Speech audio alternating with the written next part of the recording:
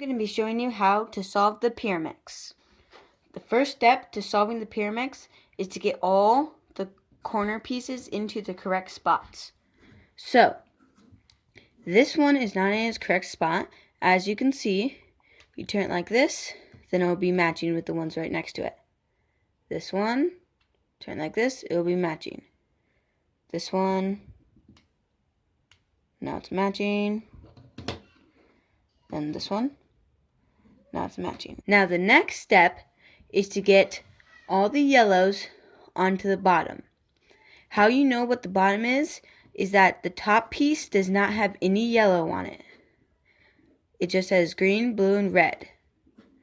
So that means that if this is the top, this is the bottom. So you put the yellows down by moving it like this. And then it moved it down. And then this one. And now they're both, this is at the bottom. Then the next step is to move these to the correct spots. So now green's matching with green, red's matching with, and blue's matching. Okay, now you have to get the full yellow done. So this side is already done. They're matching blue and yellow. But the other ones, this one and this one, are not.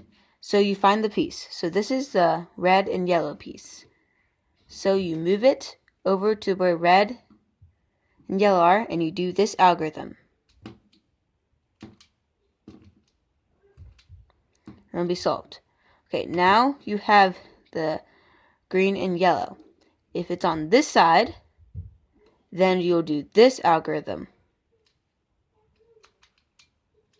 instead of doing the algorithm that you did for the red one. The next step is to get all these matching. So none of them are matching.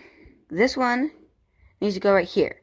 And you put on this face because this is a full matching red, and you have to move it to there.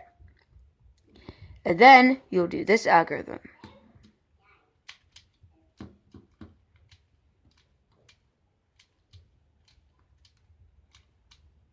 And then it will make the back one matching. And then you will go, and then you'll move it this way. And you'll do the algorithm.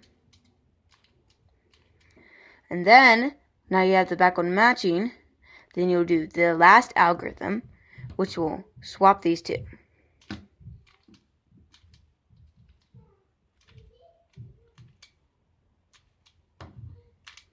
And then it'll be solved. Also, if you have two that are matching right next to each other, and they're all like that, then there's two different algorithms that can happen. These are going to here. If they're going like this to here, then you'll do the algorithm that you did before, but instead of just changing one side, it will change all the sides to matching.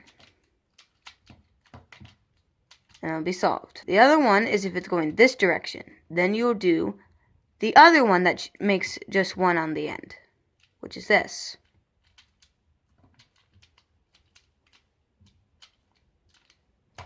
And then it'll be solved. And that's how you solve the triangle. It's very simple and easy, and you should, with practice, be able to get it at least under 20 seconds. If you're wondering where I got this Rubik's Cube, I will have a link down below. And don't forget to like and subscribe.